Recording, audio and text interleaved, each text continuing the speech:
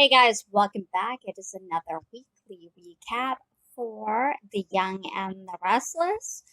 For this week, I am for Towers Films, and as usual, we are a day ahead here in Canada. So, Friday for us is your Monday, so some of it will be spoilers for you. We start off with this week with the Abbotts because of Tina's outburst and the fact that she didn't remember and she had swatted away Trace's hand and she had gotten afraid. She didn't know where she was and where the bathroom was and all that. The Abbotts decided to put her into a facility. So Ashley is coming home and they're all gathering at the Abbott mansion because today is the day they're going to take Dina back to the facility. So, Dina and Tracy are actually in the living room and they're talking about fashion and that Dina's always been this pillar of fashion and everything. And it's a really nice conversation. And Dina seems to know kind of who she is at the moment, even if she doesn't really know who Tracy is. And she doesn't like the bracelet that they have on her, which tracks her every movement. And Tracy says, it's just to make sure you don't get lost. And that if you do leave again, kind of thing, we can track you down. So Ashley shows up, Tracy hugs her and is happy to see her, and Dana doesn't know who she is. So Tracy tells her that's Ashley, and Jack comes home, and they embrace, and everything's pleasant, and they go off with, to kind of fit with, tell Dina kind of thing to kind of get her ready to kind of go. So the siblings are talking and are upset that they have to put her into a facility and they worry about breaking the news to Dina. And Jack informs them that he has told Kyle and that he's on his way, or told Kyle to come home, but he hasn't informed him of why at the moment. Dina has overheard previously what they want to do, and she tells them that you want to get rid of me. And they say that's not true.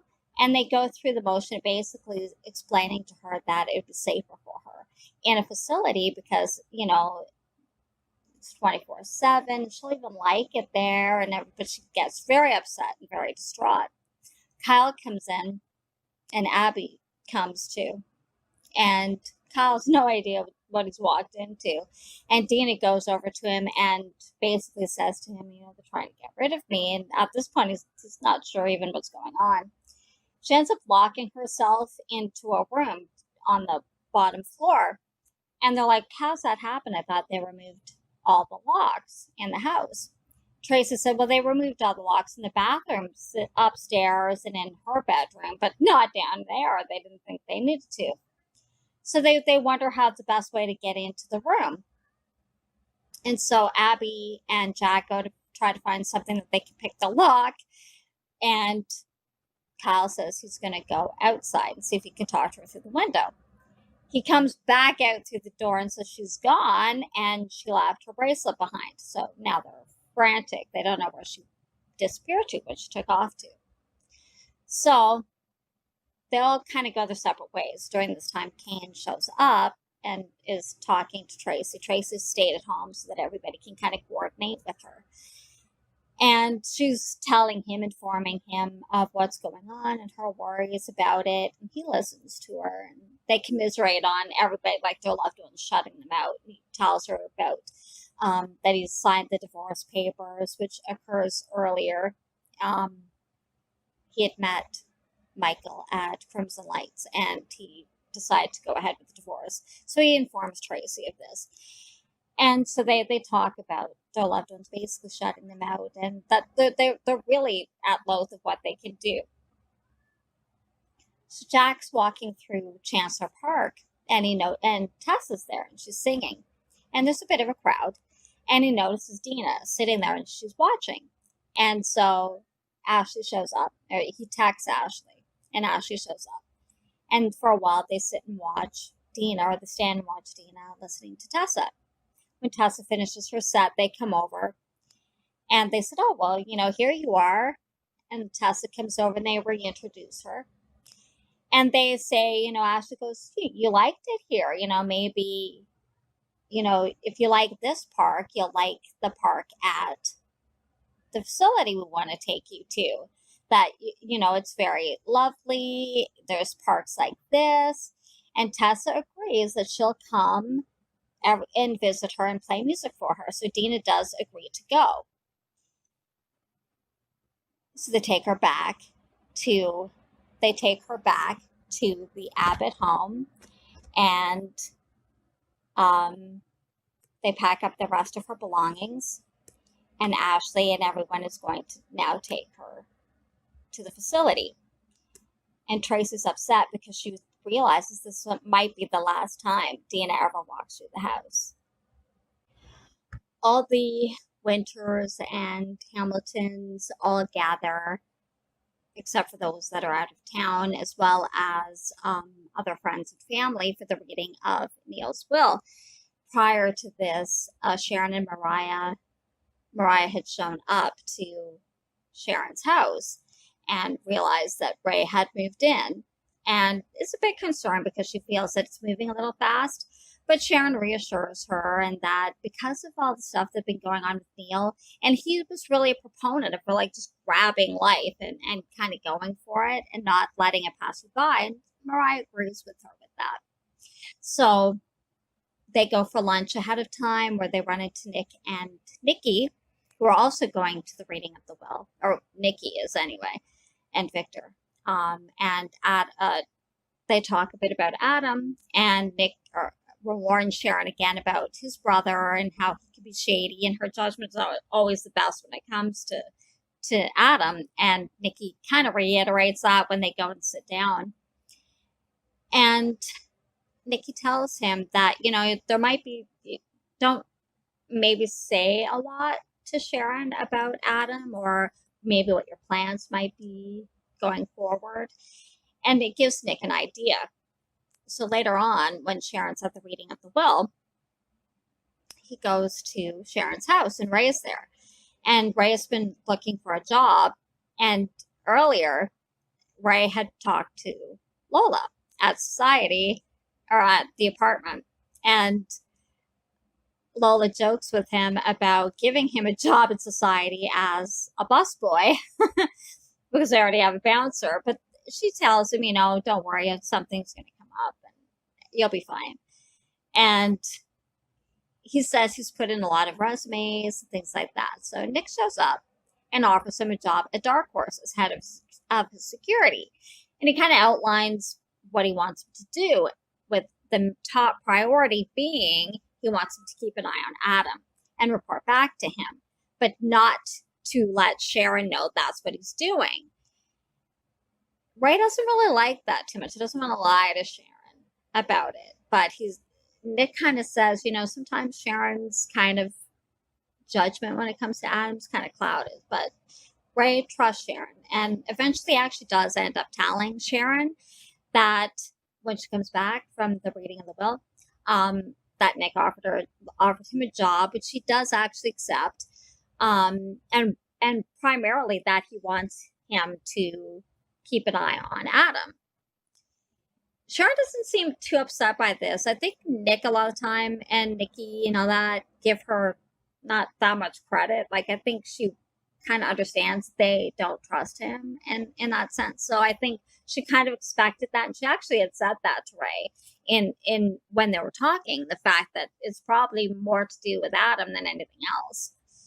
So he's going to be working for Dark Horse, and him and Nick actually do have another meeting later on where they talk about the details and really what he wants him to do, and kind of what he wants him to report back to him about what his brother is doing. So at the reading of the will, everybody gathers, and Michael's, and they, have small talk and different conversations. So Michael comes in, and he starts reading Neil's last will and testament. He starts off with Nikki, and it's a really nice sentiment, what he tells her, and he gives her a book, which I think is like a map of journals, and it ends up being, it's Catherine's of her trip around the world. And it's in her handwriting, and there's like a letter and all that. And he realizes that Nikki will really cherish that. Um, Victor, he gives a box of cigars that he's been saving for a special occasion and that he knows Victor will put to good use. To Nate, he wills him his condo, and he also gives him a seat on the board at Hamilton Winters, which Nate's kind of like, I'm a doctor. I mean, I'm not a corporate person, but everybody says you don't have to be. They don't expect you to be there, 24/7. Like, have to like really do much. It's mostly about like voting and kind of helping drive the company in the right direction. And that Neil's always been family oriented, and he really wants Nate's part of the family, and that he really wants the family like to really be part of the business, like the Newmans are, like the Abbotts are. So he wants Nate to be part of that. To Jack, he gives him his half of the Abbott Winters Foundation because he knows he could take it to the next level, and whatever he wants to do, he knows that he can take it and really do good with it. To Sharon, he gives a box of Drew's jewelry because he's saying, that Sharon was Drew's best friend, and who else really but him really loved Drew and understood her love of jewelry and love of life. And so Sharon really is touched by that because she thinks, she was wondering why she was even there in the first place. And they always said, Neil always has a reason for everything. So that, this is the reason he wanted you to have Drew's jewelry. And Lily was saying, she remembers when her mother with different things and with different pieces. And she remembers one of the necklaces that Sharon pulls out, and Sharon wants to give it to Lily. And Lily says, oh, no, I've got several pieces of hers. So, Neil wanted you to have it. You should have it. To Lily, he leaves the bulk of his estate, all his savings account, stocks, all that sort of thing. He leaves to Lily. And he also sets up a trust fund and so like college education and stuff for Moses, Maddie, and Charlie. And for Devon, he gives his half of Hamilton Winters, as well as he wants like a stipulation. I'll have to remember what that was. Like for him to do something good, so for example, like for an underprivileged kids or something along those lines. Which kind of Devon has done already in a lot of respects. So he wants to kind of continue that, to kind of pay forward advantages that he has that other kids haven't had, that don't have families that can give him all this kind of stuff. So it was, a good reading. And afterwards, everybody laughed, and Lily and Kane have a short conversation. She thanks him for signing the divorce papers. And Neil, because Kane is there too. Kane forgives Neil forgives Kane for causing Lily any pain or heartache. And Lily says to him that I don't want you to kind of misinterpret, because I don't want you to think just because my dad forgave you, that means that we're going to get back together. That maybe one day I might be able to forgive you and, we can kind of maybe get into a better place, but I still want the divorce. So they have a little bit of conversation, and then she leaves and she heads back to where she's living now. Also, with the reading of the will, Ashley was also there. She received a $500,000 donation towards the Alzheimer's Society because they know about battling with her mother. He also leaves her that album that played with the one date that they had, that he played for them, that they danced to on their date. He also leaves Anna his entire LP music collection. Neil gives Olivia a donation for Doctors Without Borders, and he also makes provisions for Sophia as well. When Devon and Anna are alone, everybody has left. Devon actually offers Anna to become head of LP Records, because he's saying that because now he's got the entire Hamilton Winters company to look after, he's going to have a hard time dealing with like individual, especially LP, which is going to require a lot of work. And that's really his baby. So he knows Anna is as passionate about music as he is. So he gives her co-head, which she's absolutely thrilled about. Victoria and Nick are discussing what to do about Adam, and Nick says you can't negotiate with a terrorist. And Victoria thinks that, maybe they can kind of finagle something. They can't just let things go the way they are. But Nick says, yeah, he's not interested, and basically leaves, and he leaves his cell phone on the table. So he's going to a meeting. Well, Victoria looks at the cell phone and realizes there's Chelsea's number in it. So she jots it down. She's got a plan of her own.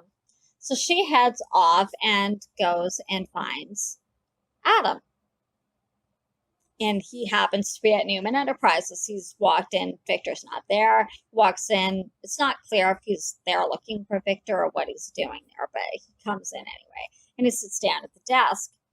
And Victoria's like, oh, making yourself comfortable, are you?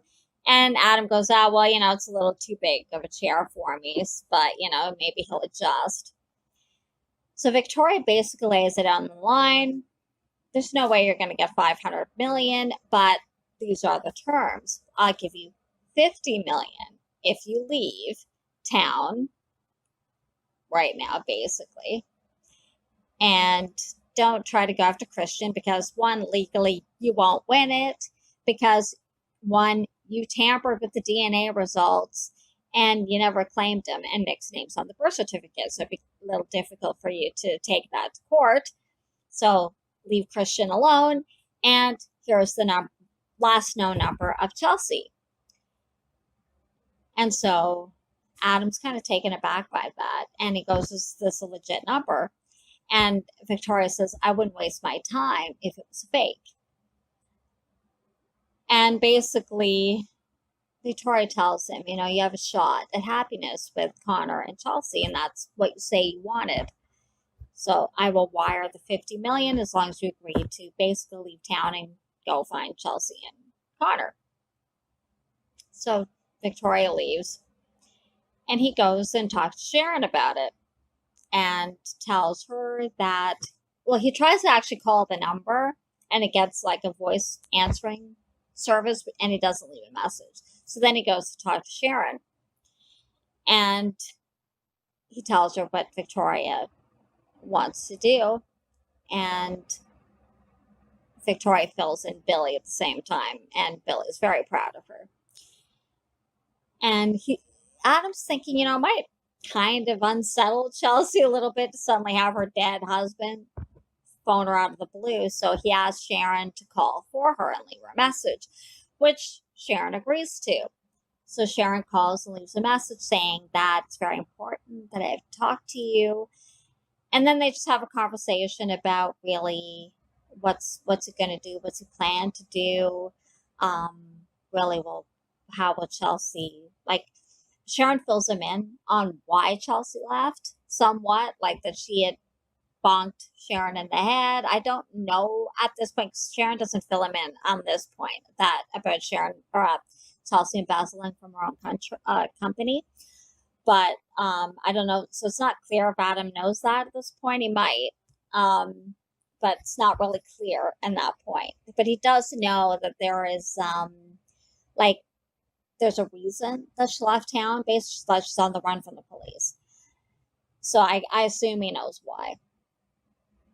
So Ray comes home, and Ray actually asks Adam to stay, but Adam leaves. And Sharon's like, why'd you want him to stay? And she realizes it's partially because of the job with Nick, to keep an eye on Adam. Because one, he doesn't trust him, so he'd rather have him there where he can keep an eye on him than like floating around somewhere, basically. And he doesn't know what he's doing. So when Adam goes home, he has a dream, and he dreams that he's gotten up. He's like kind of detached from his body, and he sees this shadowy woman, and he thinks it's Chelsea. And he goes over to her and he's saying, Chelsea, is that you? And it turns around and it's Sharon. And he's like, and Dream Sharon is like saying to him that, I'm the one who brought you home. I'm the one who believes in you. I'm the one who helped you get your memory back. And that, and he's like, but I love Chelsea. And Dream Sharon is like, well, I'm here. Can't you love us both? And so in the dream, they end up kissing and they start making love, and Adam wakes up. So he's kind of disoriented by that, and he kind of goes toward his door and looking toward Sharon's cottage after that point.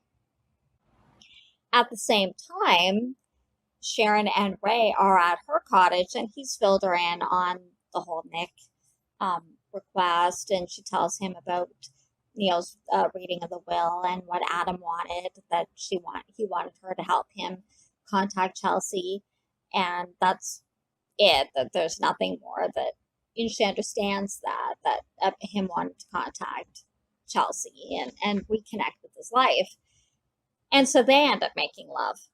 So later on, she gets up and she comes downstairs, and that phone rings that Adam left for the Chelsea could call. And it's Chelsea.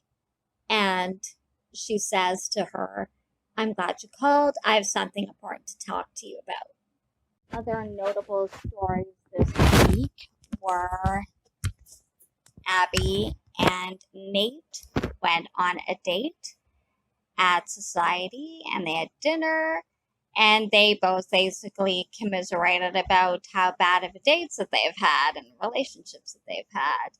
And they kind of agree to have another date. Ashley, Jack, and Nikki all get together at Society and discuss the reading of Neil's will. And Lola and Kyle are redecorating their apartment. And Kyle comes in with a whole bunch of paint and rollers and tape, and basically it's just them taping and getting ready to paint and kind of teasing each other about it. So now for your Friday spoiler or your Monday episode. Victoria and Billy are at the Abbott Mansion, and they are discussing their commitment ceremony. They're having a little bit of trouble figuring out what to put on the invitations, and they go kind of back and forth a little bit about it. Victoria's happy that Billy has decided that this is okay with him, that they do this instead of getting married. Tracy appears, and they fill her in that they are doing a commitment ceremony, and she's very happy for them. She tells them she has writer's block and needs to go somewhere else to kind of refresh her brain, so to speak. So she leaves. Talk turns to Adam and really what he's up to, all that sort of thing. That he hasn't gotten back to Victoria over her offer of the $50 million, and that she did give him the Chelsea's number, but he hasn't gotten back to her about what he plans to do with any of that. Billy informs her that the Jabot Collective launch is that day, so he's going to have to head to the office, and so does she. And they actually do come up with wording for their invitations, and they send the invitations. The Jabot Collective launch is happening, and everybody shows up. Lauren and Jack and Summer, Kyle, Billy are all in Jack's office. And Jack thanks all of them for their hard work, and they look forward to the launch. Kyle and Summer talk, and Summer basically is saying, that they were a good team. She misses working with him. And Kyle kind of misinterprets what she's saying and saying, no, but I love Lola, and you were right that, we really shouldn't be working together. And Summer sets him straight. She's like, yeah, I really was just kind of saying we worked well together as a team, and that, I miss that because we did well, look at Jabot Collective. So then the launch goes off, and all of a sudden they're getting hits, and it's a major success right out of the gate. Ashley texts them and says that Abbott Exchange is also a success, and Jack sends her a link to their website. They kind of needle at each other a little bit. And they still worry about the counterfeit website, which at this point they don't have proof that it's Phyllis, just that it was built in Genoa City, but they kind of have an idea that it is. Lauren had run into Phyllis at Crimson Lights, and she says she hopes that she took her warning, because if she didn't, neither her or Michael will protect her. She's like very stern on that. And Phyllis is very upset by this. They do check to see the website once Jabot Collective launches, and the website is still up, but at the moment, anyway, it is not doing any business. So, but Jack says you can't count on that, especially if it's Phyllis, which they're basically kind of leaning to at this point. Later on, they celebrate the launch at the Abbott Mansion, and Theo contacts Summer, and Summer invites him and the new influencer, Natalia, to come to the Abbott Mansion and help celebrate with them. And Lauren and Natalia know each other from a trade show, and they kind of get into how they knew each other and all that. So they're celebrating. And in walks Phyllis, who basically just berates them all for turning their back on her, and that she, they all did stuff, brings up Phyllis embezzling and Jack not really wanting to run Jabot, and yet she's somehow the bad guy for all this. And Summer and Lauren try to kind of get her to leave, but she won't leave. And she turns on them. I thought you were my friend, Lauren. And Summer, she didn't think that she would turn on her. And that this will they'll all kind of pay for this. Like, there's a reckoning coming. So she's obviously been drinking, because Billy actually ran into her at Society and drinking. And he basically said to her, I hope you're not behind this, and more or less like everybody else has done, you'll regret it kind of thing. So she takes off, and as she's driving, she's like turning her music up, and she's all upset. And Adam at the same time had laughed after talking to Victor earlier, and kind of like veered into cut her off, like into her lane, and so she veered off and almost crashed her car. She gets out and like yelling, what are you doing? Not paying attention. She sees that it is Adam. Prior to this, Adam was at the tack house, and Sharon came and tells him that she did talk to Chelsea. And Chelsea informed her that she is now married with a new name and will not reveal her location, and does not want Adam to find her, and does not want Connor uprooted again, because she thinks it will be traumatizing. She's finally gotten over everything. It took her a long time to get over his death. It took her years to get over his death, and it's finally moved on. And her new husband has adopted Connor, so she doesn't want that, like, anything changed. And she thinks that Adam coming there will kind of more or less wreck her life. So Adam gets very upset by this, and Sharon basically tries to advise him to move on because Chelsea doesn't really want him in her life. And Adam gets mad because he thinks that Sharon really should stand with him and kind of encourage him to keep looking for Chelsea and to get her back. So Sharon leaves and goes home, and during their conversation, Ray was standing outside the tag house and looking in, and saw that it was a heated conversation. Didn't hear what they said though. So he questions Sharon about it, and it tells her that it made him feel very uncomfortable. And Sharon just fills him in on what was said, and that, not to worry, that she's not going to get drawn in by Adam again. He can't manipulate her. It's not like it was last time. Ray's really not too sure about that, so she does her best to reassure him anyway that that's not going to be the case. Excuse me. Adam goes to Victor and informs him of Chelsea getting married and changing her name, and basically wants his help to track her down. Victor agrees to it, but he also wants Adam to work with Nick about raising Christian and not to take Christian away from Nick, because really Nick's the only father Christian has ever known. And Adam gets very upset with that, and he's saying, you don't understand. I already lost 3 years of my life with him, and then, of his life, and then he gets shot. Now he's got his memory back, and everybody's trying to keep him away from Christian. And Nick, and he brings up actually Victor allowing his mother, like Adam's mother, to raise him in Kansas. And Victor was like, that wasn't my choice. I never denied that I was your father.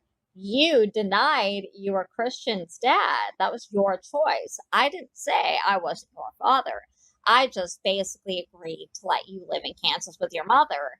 It's not the same thing. You always knew who your dad was. Nobody denied that. So this is a little different. But Adam's Adam, and he basically says to Victor that both Nick and Victoria don't want him around and doing everything they can to get rid of him, basically. Victor hands him a file folder and saying that this will be basically his first project to work with Victoria to ease him back with Newman. But Adam's like, I'm not going to work with Victoria. She doesn't want to work with me. They're doing everything they can to get rid of me. So he storms out and runs into Victoria coming in and tells her, you win. You gave me the money. I'm $50 million. I'm going to start my own venture. Don't worry about it, kind of thing.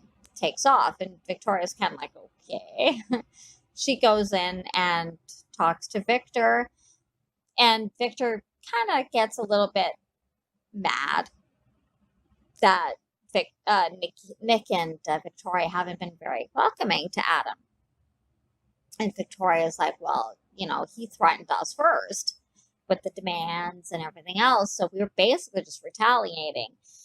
And she worries that he doesn't see that Adam's not a victim in this, that he's manipulative and he's pretty much landed on his feet before. So, don't get drawn in and away with what he's telling you. The other story today was we follow Tracy. She goes to Crimson Lights and she's continuing to work on her book. And of course, in the background, you see, Kane being Flynn, Lily being, I forget the character's name, but, Bella, or no, hang on. I forget what the character's name is, but anyway, Lily's character's name, and asking if she found the locket, and just like her book, and that he says no, he's still looking for it, and Lily's character saying about don't lie to me, and, just going back and forth. So Tracy's character, Bella, comes in, the one she's playing a secretary, and tells him to forget all about Lily's character and that she's loved him ever since they were working together, and that it's always been him, and that he needs to open his eyes and see what's in front of him. And in the book, Flynn kisses Bella, and Tracy's like, no, no, no, no, no. He kind of deletes all that out of her book. So it's a cute scene. It's nice to see Tracy getting a bit of a storyline and working on her novel, because you don't really get to see that much lately. So, yeah.